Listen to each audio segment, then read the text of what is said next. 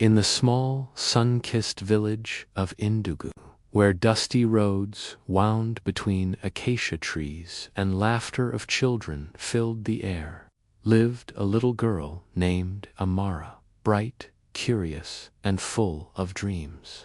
Her parents, Juma and Leah, were busy traders who often left before sunrise and returned after dark, trusting that Amara's school would watch over her. But one fateful evening, as the last rays of sun melted into orange twilight, the schoolyard emptied. Children ran into the arms of their waiting parents, teachers locked classrooms, and the sound of chatter faded into silence. Yet, Amara still sat beneath the old fig tree, clutching her small woven bag, waiting patiently for her parents to come.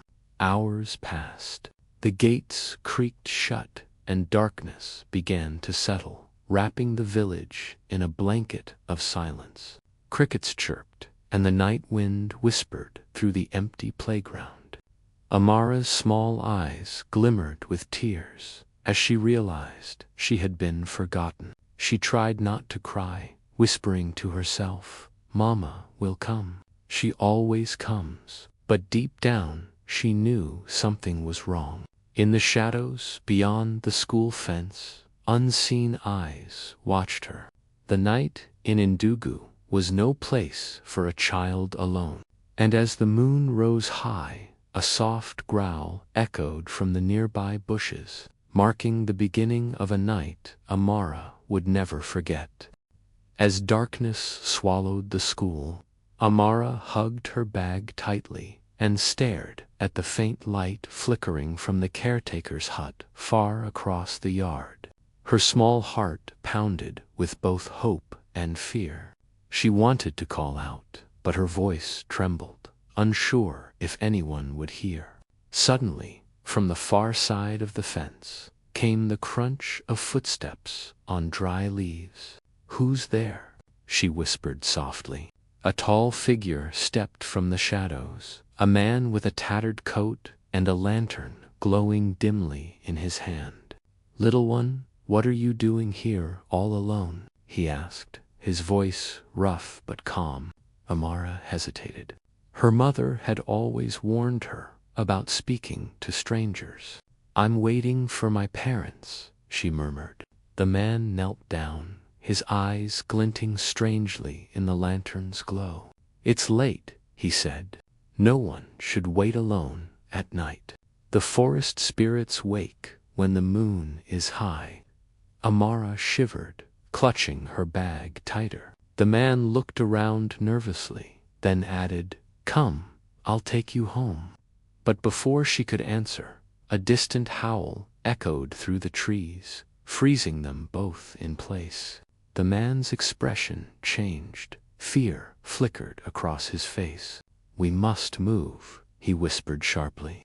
Without waiting, he grabbed her small hand and pulled her toward the gate. Amara's instincts screamed to run, but her legs obeyed his strength. Behind them, something rustled in the bushes. Closer now, a sound not made by man nor beast alone. The night of forgetting had turned into a night of pursuit. The man pulled Amara through the rusty school gate and on to the narrow path leading toward the forest, the only shortcut to the main road. The lantern's weak flame flickered as the wind whispered through the trees like ghostly voices. Amara stumbled on the uneven ground, her small sandals scraping against the stones. "Please, I'm scared," she said in a trembling voice. The man glanced back, his face half lit. "Quiet now," he said. "We must keep moving." The deeper they went, the thicker the darkness grew. Crickets fell silent, and even the wind seemed to hold its breath. Amara tried to remember her mother's lessons. Never follow someone you don't know, even if they promise safety. But she was too far from home and too afraid to stop. Then, suddenly, from behind them came a low growl, followed by the snap of twigs. The man froze. "Run," he shouted, grabbing Amara and sprinting forward. They burst through hanging vines, the lantern swinging wildly, throwing light across twisted roots and strange shapes in the trees. Something large followed, its breath heavy, its footsteps fast. Amara could feel its presence, hear it circling closer. "What is it?" she cried. The man didn't answer, only muttered prayers in a trembling voice. At last, they reached an old wooden bridge that crossed a dark ravine. The man pushed her across first, the planks creaking under her feet. But before he could follow, a shadow leaped from the trees, knocking the lantern into the ravine below. The flame went out, leaving nothing but the sound of running water and a single scream swallowed by the forest. Amara reached the other side of the bridge, gasping for breath, her small body trembling as the echo of the man's scream faded into the black forest. "Mr. she whispered, peering into the darkness, but there was no answer, only the sound of running water far below. Her heart pounded in her ears as she realized she was completely alone. The moonlight barely reached through the thick canopy, and strange shapes seemed to move between the trees. She took a hesitant step forward, clutching her bag like a shield. "Mama, Papa," she whimpered, her voice trembling. Somewhere behind her, branches snapped, and soft whispers drifted through the air, not of people, but something ancient, low and chilling. Amara began to run, her feet slipping on damp leaves, her breath quick and panicked. Then she saw a faint glow ahead, a small hut made of wood and straw, with smoke curling from its chimney. Hope flickered in her heart, and she rushed toward it, knocking frantically on the door. An old woman opened it, her eyes pale and shining in the dim light. "Child," she said softly, "what are you doing in the forest at this hour?" Amara burst into tears, unable to speak.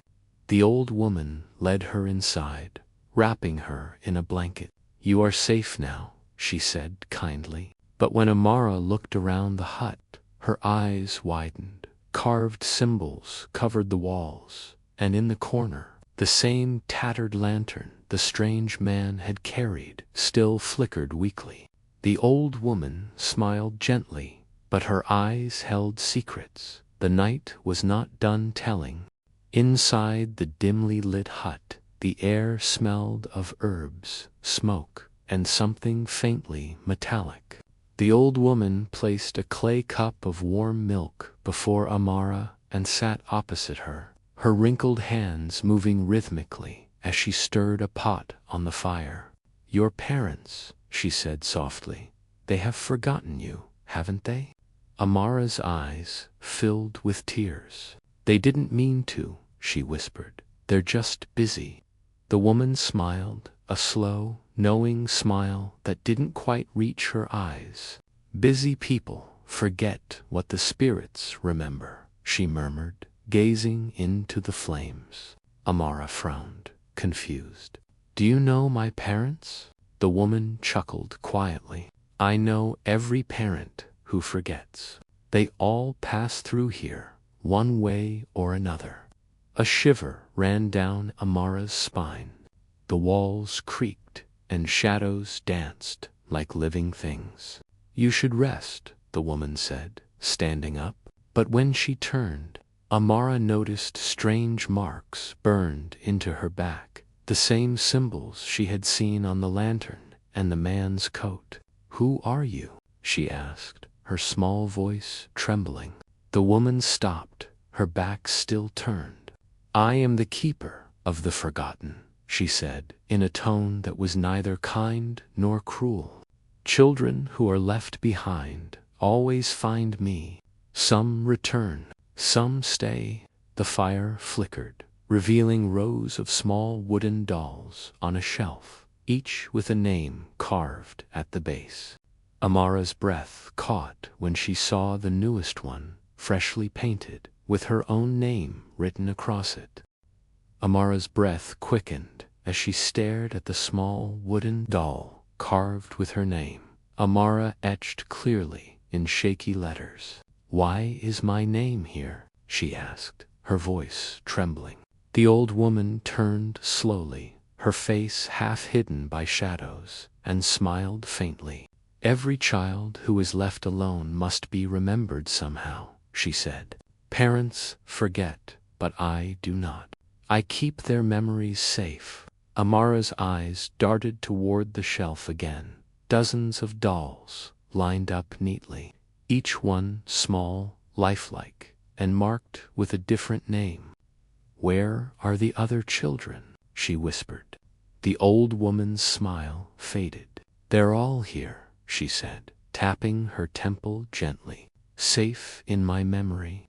Suddenly, a low hum filled the hut, and the dolls began to sway as if stirred by invisible hands. Amara stumbled back, her heartbeat thundering. "I want to go home," she cried. The old woman sighed. "You will, child, if your parents remember you before the third moonrise. If not, you will stay here forever as a memory." She picked up the doll and set it near the fire, where its shadow danced eerily on the wall. "You can still be saved," the woman murmured, "but time is already chasing you." Amara ran to the door and tried to open it, but it was sealed shut, as though the forest itself had locked her in. Outside, the wind howled through the trees like distant voices calling her name, and Amara realized that her only hope lay in whether her parents would remember before the third sunrise. Back in the bustling village of Indugu, Juma and Leia returned home late from the market, tired but content after a long day of trade. It wasn't until Leia began setting dinner that she noticed something missing. The small laughter that usually filled their home. "Where's Amara?" she asked casually, assuming her husband had picked her up. Juma froze, the color draining from his face. "I thought you went for her," he said in a trembling voice. For a moment, silence fell like a stone between them. Then panic exploded. They rushed out into the night, calling her name through the dusty streets, their hearts pounding as neighbors joined the search. "She must still be at the school," Leia cried, tears streaming down her face. But when they arrived, the gates stood open and the classrooms were empty, the desks casting long, ghostly shadows under the moonlight. "Amara," Juma shouted again and again until his voice broke. A kind old watchman appeared from the shadows and said, "You are too late. I saw a man with a lantern leaving with a child. I thought it was you." Leia's knees gave way. "What have we done?" she wept. The watchman looked toward the forest and whispered, "The path she took leads to the woman of memories, the one who keeps the forgotten." Fear and guilt gripped their souls as they realized the danger they had invited by their carelessness. Hand in hand, they turned toward the dark forest, praying that it wasn't too late to bring their daughter back before the third sunrise. Juma and Leia entered the forest with torches trembling in their hands. The cold night air, thick with mist, and the sound of unseen creatures moving in the shadows. Every step felt heavier, as if the earth itself was punishing them for their neglect. "Amara," they shouted, but only echoes returned, twisting through the trees like whispers mocking their cries. Strange lights flickered between the branches, not from fireflies, but from ghostly lanterns swinging in the dark. Leia gripped Juma's arm. "Do you hear that?" she whispered. A faint melody drifted through the night, soft, haunting, like a lullaby. They followed the sound deeper into the forest until they reached a clearing where hundreds of small wooden dolls hung from the branches, swaying gently in the breeze. By the ancestors, Juma breathed, stepping closer.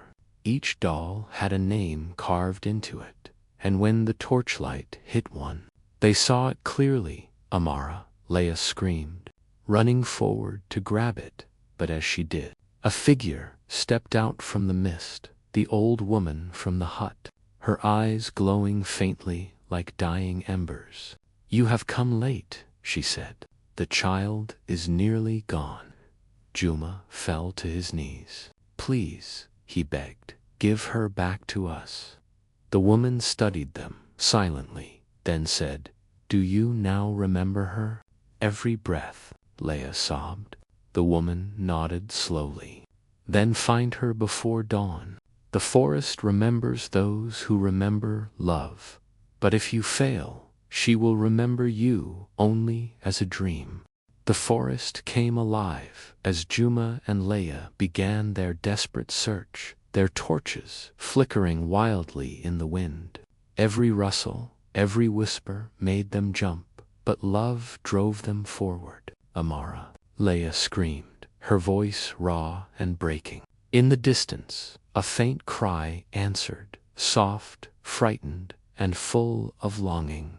They ran toward the sound, tripping over roots and branches, the mist clinging to their clothes like cold fingers. "Hold on, my child," Juma shouted. When they reached a clearing, they saw her, Amara, standing in front of the old woman's hut, her small figure trembling as she clutched her school bag. But the woman stood between them, her eyes glowing brighter now, her voice echoing like the wind through hollow trees. "You left her for the world to forget. Why should I return what you abandoned?" Juma dropped to his knees, tears streaming down his dust-streaked face. "Because love forgets only for a moment, but regret remembers forever," he pleaded. For a heartbeat, the forest fell silent. Then Amara broke free from the old woman's shadow and ran toward her parents. The woman raised her hand, and a gust of wind howled through the trees, nearly sweeping the child away. Leia leaped forward, grabbing Amara and holding her tight. "She remembers us," Leia cried. The woman's face softened, and the wind stilled. "Then let the forest release her," she whispered. Slowly, the dolls hanging from the trees began to burn with soft light, one by one fading into ashes, until only Amara's name remained glowing beneath the dawn's first light.